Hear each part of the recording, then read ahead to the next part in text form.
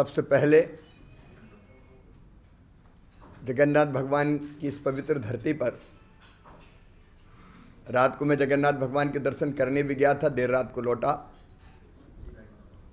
जगन्नाथ भगवान से यही प्रार्थना करता हूँ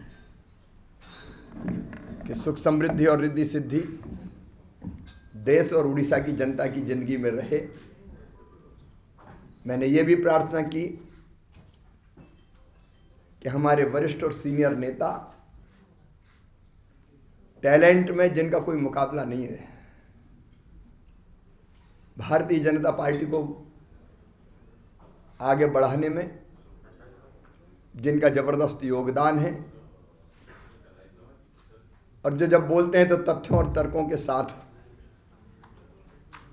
बोलते हैं, श्री अरुण जेटली जी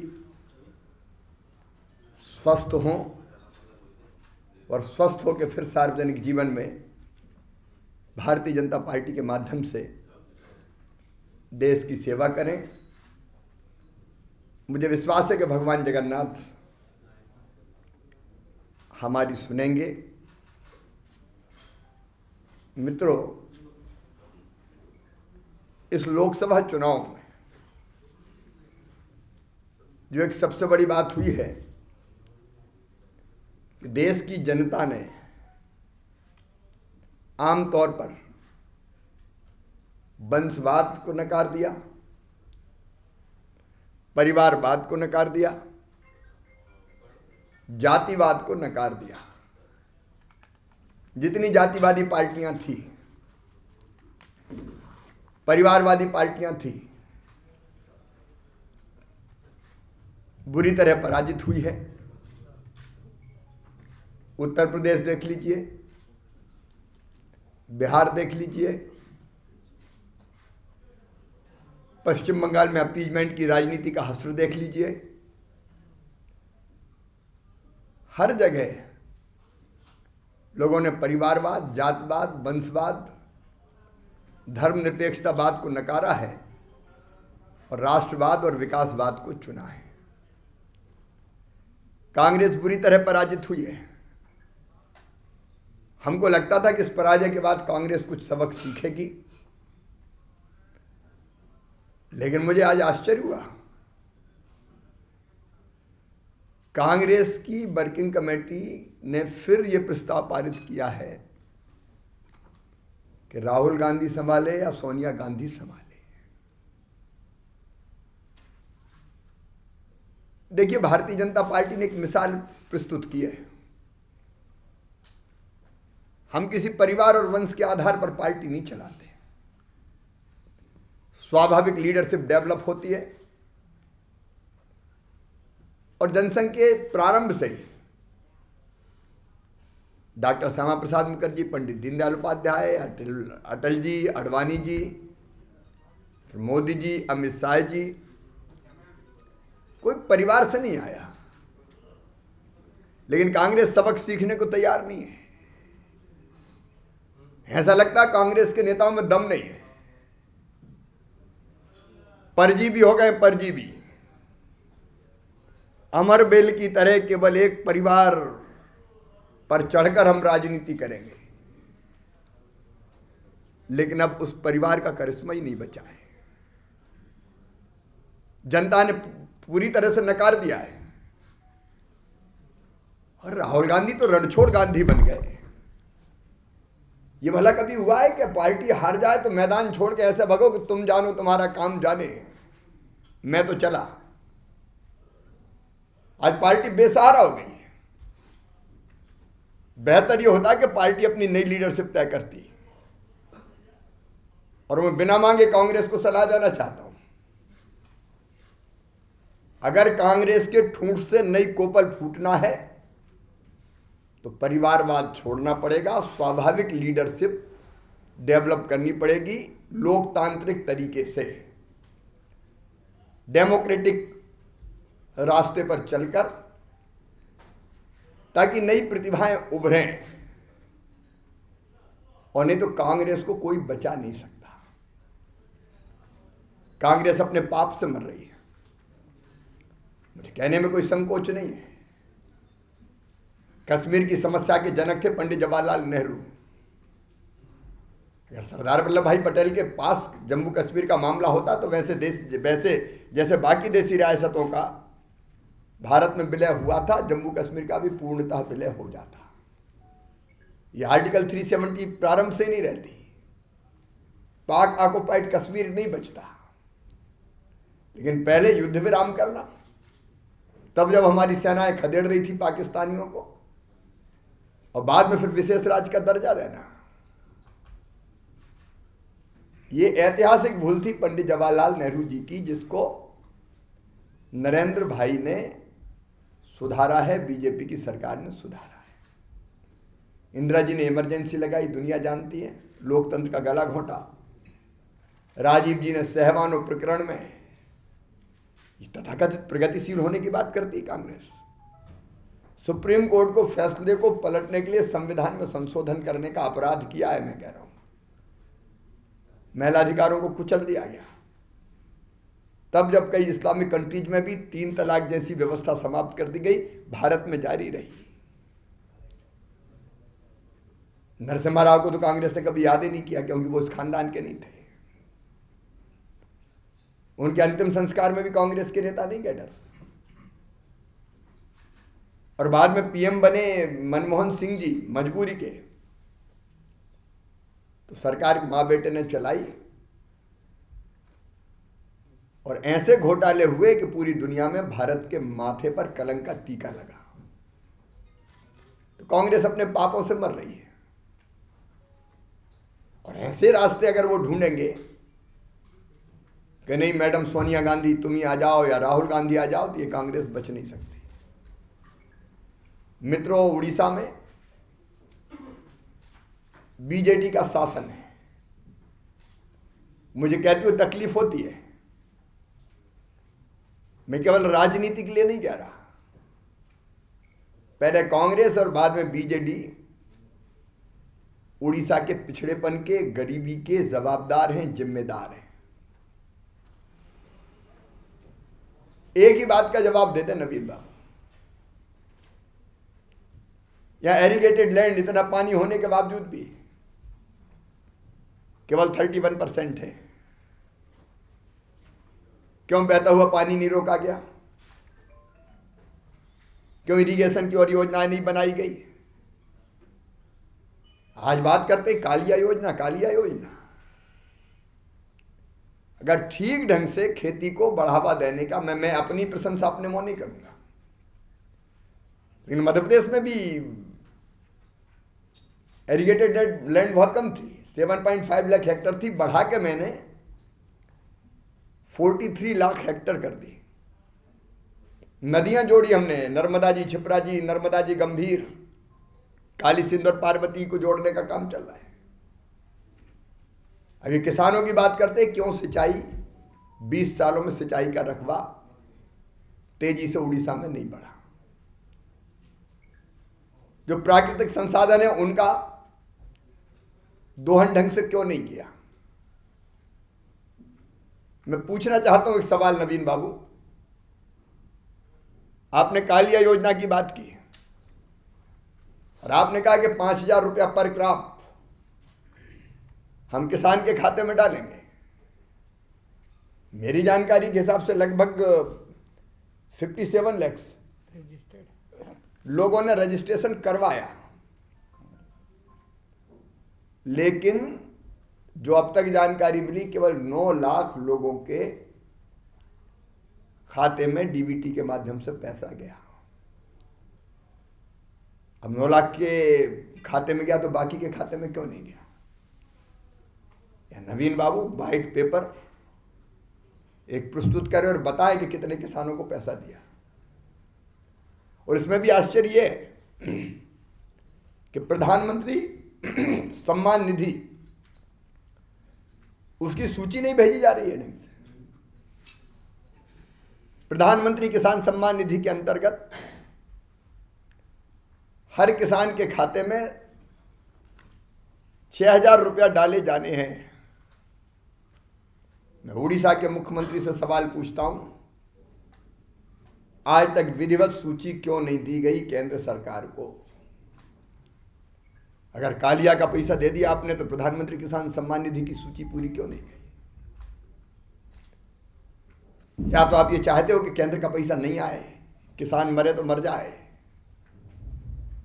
लेकिन राजनीतिक लाभ और कोई ना ले जाए,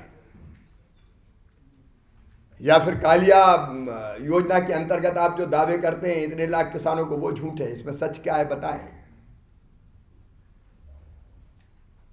एक नहीं कई घोटाले। हमें टॉयलेट्स के जो आंकड़े भेजे स्वच्छ भारत अभियान के अंतर्गत, वो आंकड़े अलग कहानी कह रहे हैं। जो संख्या भेजी है यहां जमीन पर वेरिफिकेशन ही नहीं हो रहा है, बने ही नहीं है। यहां झूठ परोसा जा रहा है, पैसे ले लिए वहां से। आयुष्मान भारत जैसी योजना लागू नहीं की जा रही है। कोई रोड मैप उड़ीसा के विधिवत विकास का नवीन बाबू ने नहीं बनाया है। और मित्रों, इसलिए मुझे लगता है कि उड़ीसा में भारतीय जनता पार्टी ही ऐसी पार्टी है जो राज्य के विकास को सुनिश्चित करेगी। जहां जहां भाजपा की राज्य सरकारें हैं, प्रगति और विकास के मानदंडों पर हम बाकी सरकारों से काफी ऊपर हैं। पिछले चुनाव में भारतीय जनता पार्टी को विधानसभा में 33.4% वोट मिले हैं। लोकसभा में 38.4% लोकसभा में, पार्लियामेंट इलेक्शंस में हमने जंप लगाई है। और अभी हम सदस्यता अभियान पूरे प्रदेश में चला रहे हैं। भारतीय जनता पार्टी, ये बात सच है कि डेवलपमेंट के लिए सत्ता में आना चाहती है, जनता के कल्याण के लिए, लेकिन वे सत्ता में आने के लिए नहीं, देश बनाने के लिए हम काम कर रहे हैं। और इसलिए नरेंद्र मोदी जी, अमित शाह जी, भारतीय जनता पार्टी ने यह तय किया कि हम संगठन पर्व मनाएंगे। हम जीतने के बाद जश्न में नहीं डूबे, छुट्टी नहीं मनाई। मुझे गर्व है मेरे नेता नरेंद्र मोदी।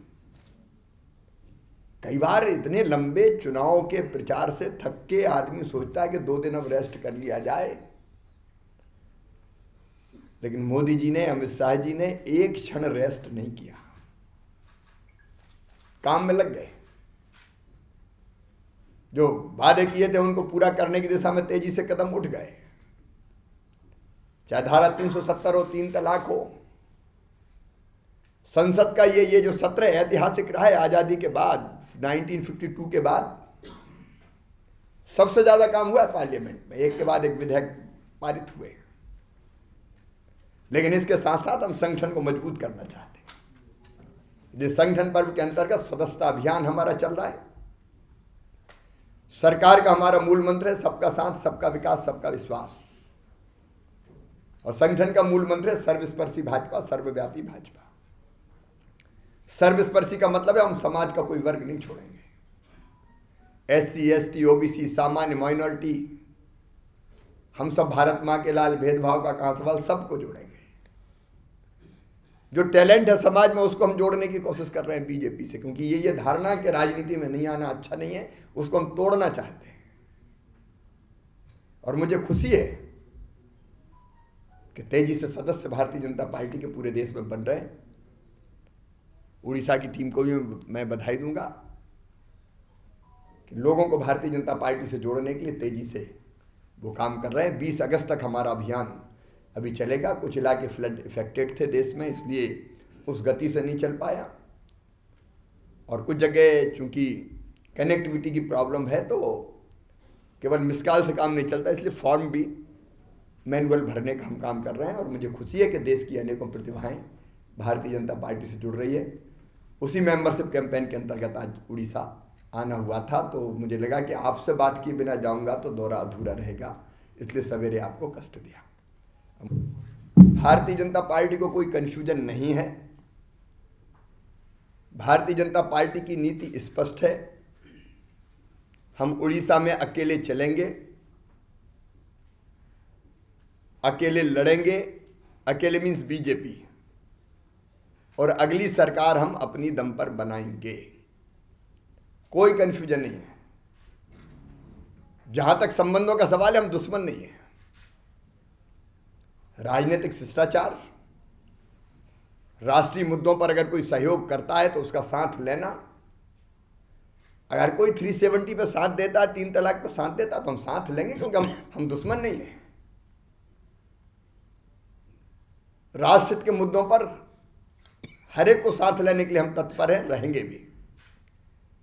लेकिन कोई कंफ्यूजन भी नहीं है। उड़ीसा में हम अकेले चलेंगे। भारतीय जनता पार्टी सरकार बनाने के लिए आज से काम कर रही है। बीजेपी एनडीए में शामिल होने की कोई संभावना है? ऐसा कोई प्रस्ताव नहीं है। अभी आप कालिया का जिक्र कर रहे थे, कालिया में क्या बुराई है? आप क्या बुराई दिख रहा है? मैं बात कर रहा हूं आंकड़ों की। आंकड़ों में ये है, आपने अभी बोला कि 9 लाख डीबीटी के माध्यम से जमा हुआ है। ये इंफॉर्मेशन आपको कहां से मिला? दूसरा बात ये है कि पीएम किसान निधि, आपके वेबसाइट में तथ्य आ रहा है कि मध्य प्रदेश से भी ज्यादा उड़ीसा के चाषियों का अभी रजिस्ट्रेशन हो चुका है। 32 लाख रजिस्ट्रेशन हुआ है, 30 लाख उसमें जमा हुआ। एक बात तो मैं ये कर दूं कि नवीन बाबू वाइट पेपर जारी करें और बताएं कि कितना हुआ। कंफ्यूजन क्यों है? किसी को बता क्यों नहीं रहे कि 32 लाख हुआ है कि 9 लाख हुआ है? और मैंने सवाल इसलिए खड़ा किया कि प्रधानमंत्री किसान सम्मान निधि में फिर आपने इतने लोगों की सूची क्यों नहीं भेजी? क्या आप चाहते हैं कि प्रधानमंत्री जो पैसा भेजना चाहता है वो किसान के खाते में नहीं आए? जहां तक मध्य प्रदेश का सवाल है, मेरा मध्य प्रदेश की सरकार पर भी आरोप है, जानबूझ के डेलिब्रेटली उसने ये कोशिश की कि प्रधानमंत्री सम्मान निधि का पैसा अगर आया तो श्रेय प्रधानमंत्री जी को मिलेगा, हमको पॉलिटिकल लाभ नहीं मिलेगा। इसलिए उन्होंने इस पैसे को डलने नहीं दिया। इसलिए मध्य प्रदेश की प्रोग्रेस स्लो है। लेकिन यहाँ तो क्या है, इसका उत्तर तो दें। अगर 32 लाख की बात वो कर रहे हैं तो फिर प्रधानमंत्री किसान सम्मान निधि की सूची क्यों नहीं भेजी?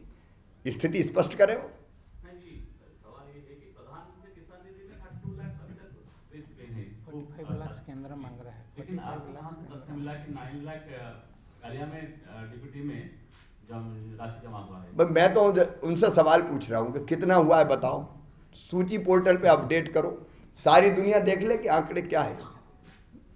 धन्ना पन्नू कल्ला नत्था को कितना कितना मिला है, ये तो आ जाए। ये कंफ्यूजन इसलिए है कि कोई सूची अपलोड आज तक नहीं की उन्होंने। 50 लाख का इंफॉर्मेशन है गवर्नमेंट की वेबसाइट में, अभी उड़ीसा गवर्नमेंट की वेबसाइट। किसानों की कोई सूची मेरी जानकारी में, जो मैंने जानकारी प्राप्त की कि किस किस को पैसा दिया, वो अपलोड नहीं की गई है सर। और इसलिए कंफ्यूजन है। सर, आपने बोला कि आपका पीरियड में 7.3 लाख हेक्टेयर से आपने इरिगेशन किया 43 लाख में एमपी में, ये लेकिन यहाँ 20 साल में कुछ भी नहीं हुआ है। लेकिन आपको सत्ता से बाहर कर दिया आपका लोग, यहाँ तो सत्ता में रह रहे हैं वो लोग। देखिए, आने और जाने का विकास से कोई संबंध नहीं होता। जहाँ तक मध्य प्रदेश का सवाल है, मैं स्पष्ट कर दूंगा आपको।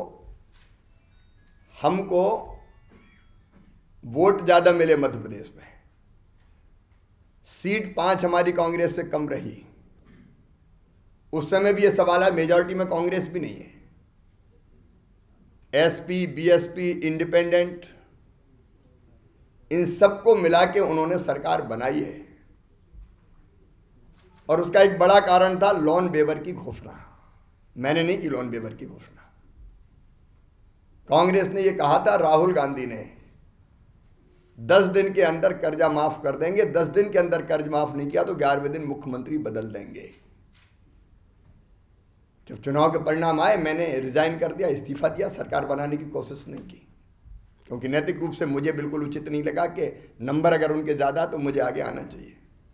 लेकिन उसके बाद जब मैं जनता में निकला और हमने पूछा हमसे क्या भूल हुई जो ये सज़ा हमको मिली, तो लोगों ने कहा कि मामा गलती हो गई, लोन वेवर के चक्कर में आ गए। तब लोकसभा में मैं व्याज के बदला लेंगे। और आप देखेंगे लोकसभा पार्लियामेंट इलेक्शंस में out of 28 seat Bharatiya Janata party जीती। एक केवल छिंदवाड़ा, वो भी बहुत थिन मार्जिन से कांग्रेस के पास गई। मामला पूरी तरह से उलट गया। कई बार झूठे वादे मन में ये भ्रम पैदा करते हैं कि इससे शायद कोई बड़ा लाभ मिल जाएगा, उसके कारण भी ऐसे परिणाम आते हैं।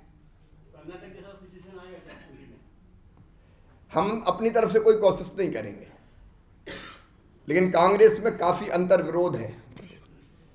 अब बताइए, कांग्रेस ऐसी पार्टी हो गई है कि ज्योतिरादित्य सिंधिया, मिलिंद देवड़ा, दीपेंद्र हुड्डा, लक्ष्मण सिंह, ये सब कह रहे हैं कि 370 खत्म करके अच्छा किया, हम स्वागत करते हैं, देश के हित में है। और बाकी पार्टी अलग बात कर रही है। तो कांग्रेस तो बिखर रही है वैचारिक आधार पर भी, एक स्टैंड ही नहीं है। मध्य प्रदेश में भी ऐसे कई गुट हैं और गुट के उपगुट हैं।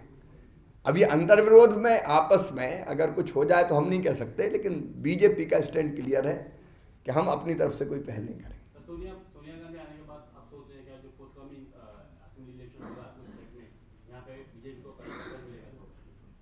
देखिए, सोनिया जी तो 2014 में भी थी। मैं फिर कह रहा हूँ कि कांग्रेस को डेमोक्रेटिक तरीका अपना के स्वाभाविक लीडरशिप खड़ी होने देना चाहिए। सोनिया जी, राहुल जी, प्रियंका जी, अब इनके सहारे कांग्रेस नहीं पनप सकती।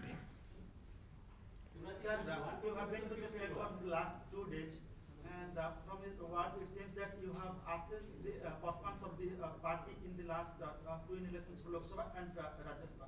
Would you share with us why the BJP failed to achieve its mission of 120 seats? देखिए, मैं एक बात ये कहूँ कि पिछले चुनाव तक दो पार्टियां बीजेडी और कांग्रेस ही प्रमुख पार्टियां थी, बीजेपी तीसरे नंबर पे थी। हमने टारगेट सेट किया था, नो डाउट 120। हम आगे बढ़े, पिछले चुनाव से काफी आगे बढ़े। कांग्रेस अब पीछे चली गई, बीजेडी के बाद आज बीजेपी है, तो एक स्टेप हम ऊपर गए। ये बात सच है, हमको स्वीकार करने में कोई झिझक नहीं है कि जो अपेक्षित सफलता थी नहीं मिली, लेकिन जो छलांग हमने लगाई है वो कम नहीं है, और इसलिए फ्यूचर बीजेपी का है। और उसके लिए हम सारे प्रयास कर रहे हैं कि भारतीय जनता पार्टी को हर पोलिंग बूथ पर हम स्थापित कर दें। इसलिए मेंबरशिप कैंपेन हम इतनी गंभीरता से चला रहे हैं। तो 9 हाँ लास्ट करना पड़ेगा, 9:45 मेरी flight. India is born in a period of chaos, confusion and turmoil, what not. Later came the emergency years. Some says and many says that India will fall apart. Don't you think that it has enough resilience? और जो घुसपैठ अभी आ रहे हैं, how large BJP could be? Campaign के बारे में बताता हूँ। घुसपैठ जो अभी बैठ गए हैं यहाँ पूरा का पूरा छाए गए हैं हिंदुस्तान में, to what extent the BJP will enlarge its membership? देखिए, आपने घुसपैठ मतलब विदेशी घुसपैठियों की बात कर रहे हैं। भारतीय जनता पार्टी का स्टैंड क्लियर है। हम नागरिकता रजिस्टर बना के घुसपैठियों को पहचान करके अगर कोई विदेशी घुसपैठिया है तो उसको बाहर करेंगे। ये भारतीय जनता पार्टी का क्लियर कट स्टैंड है, इसमें कोई संदेह नहीं होना चाहिए। हमने जो कहा है वो हम करके दिखाएंगे। देखिए, भारत ऐसा देश नहीं हो सकता कि कोई भी कहीं से आए, घुस जाए, बस जाए, हमारे संसाधनों पर कब्जा करे। हमारा देश है, धर्मशाला नहीं है। और इसलिए जो विदेशी घुसपैठिए हैं उन पर हमारा स्टैंड बिल्कुल क्लियर है। सर, आपने एक्सप्लेन किया कि जो बीजेपी रिलेशनशिप में कोई कंफ्यूजन नहीं है, और ट्रिपल तलाक हो या 370 हो या जो नेशनल राष्ट्रीय इशू है उस पर बीजेडी कोई समर्थन करता है तो उसमें कोई दिक्कत नहीं है। लेकिन ये बात जैसे एक राज्यसभा सीट बीजेपी को गिफ्ट करें, जहाँ पे मेजोरिटी आप तीनों सीट जीत सकते थे, ये तो एक्सप्लेन नहीं करता ना। कोई कर्टसी हो या कोई दोस्ती नहीं हो तो कोई गिफ्ट थोड़ा ही करता है राज्यसभा सीट। देखिए, मैं फिर एक बार भारतीय जनता पार्टी का स्टैंड क्लियर कर रहा हूँ। जहाँ तक राज्य का सवाल है, भारतीय जनता पार्टी अपने दम पर संगठन को खड़ा करके बढ़ा के आगे बढ़ेगी और हम अकेले अपना चुनाव असेंबली का लड़ेंगे। इसमें मैंने पहले भी कहा, मैं फिर दोहरा रहा हूँ, कोई कन्फ्यूजन नहीं है। लेकिन नेशनल इंटरेस्ट में अगर कुछ चीज़ें होती तो हम सबको साथ लेके चलने का प्रयास करते हैं। हम तो कांग्रेस को भी कई मुद्दों पर 370 के बारे में कांग्रेस से भी हमारा कहना था कि ऐसे मुद्दों पर वो भारतीय जनता पार्टी की सरकार के साथ खड़ी हो, सरकार के साथ खड़ी। सवाल ये है कि बीजेडी एक सीट राज्यसभा की बीजेपी को देने से क्या कांग्रेस थोड़ी आपको एक राज्यसभा सीट देगी। बात है बीजेडी ने आपको राज्यसभा सीट दिया है। नहीं, अगर बीजेडी ने दिया है या धारा 370 पर समर्थन दिया है तो उसमें तो हमने कहा कि हर एक पार्टी से हमने मांगा, जिसने दिया हमने लिया। बहुत बहुत धन्यवाद।